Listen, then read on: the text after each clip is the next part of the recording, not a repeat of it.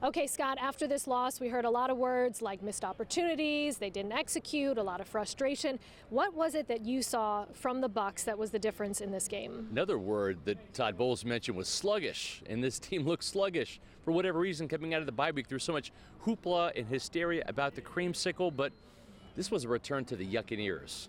This wasn't the Buccaneers. This was the Yuccaneers. This was the 1996, 1995, 94, go all the way back.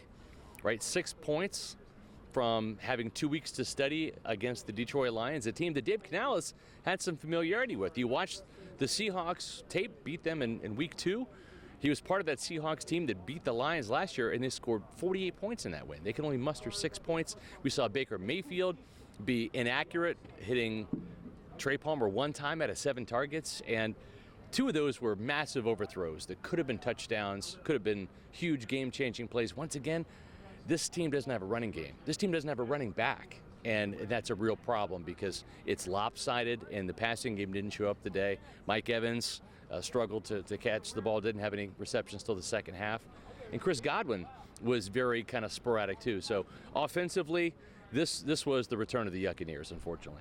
So on the defensive side, this was the first game that the Bucs have not had a takeaway in a game. I mean, obviously that's not a recipe for success when you have that, and then on the offensive side, you have your first game where you don't score a touchdown. But looking at the Bucs defense, where did they fall short? Third downs, that was the big thing. They're 9 of 16 on third downs. That's 56% third down conversion percentage. That is going to drive Todd Bowles nuts all night.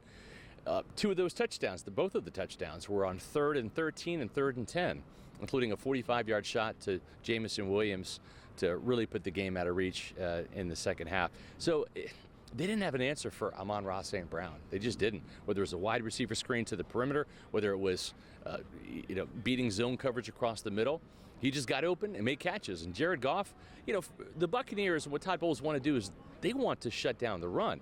The Lions lost David Montgomery in the second quarter due to an injury. He's out with a rib injury. They held the Lions to 40 yards. Jared Goff still beat them.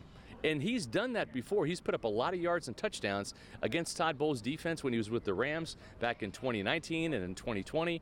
And unfortunately did it again today. And it's just it's a total team loss because the defense didn't do enough, didn't take the ball away, gave up too many third downs. But the offense, you got to score more than 6 points to have any chance of winning any game, Karen.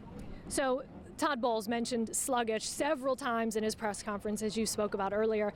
But then we asked some of the players, and they're like, no, I think the energy was good, the intensity, it was just an execution thing. Which side are you leaning towards? What did you see? Was there intensity? Was there physicality? There was, but the Lions were just the better team. They were the more physical team. The big takeaway for the Buccaneers is they're not ready to face very good football teams and win. They can beat the Saints. We've seen that. They've lost to the Eagles now. They've lost to the Lions. So against upper echelon teams in the NFC, they're just not there. They're not in the class. And until they can have more scoring on offense, more consistency on offense, and some semblance of a running game, they're going to have to rely on takeaways. Remember, let's go back to week 1.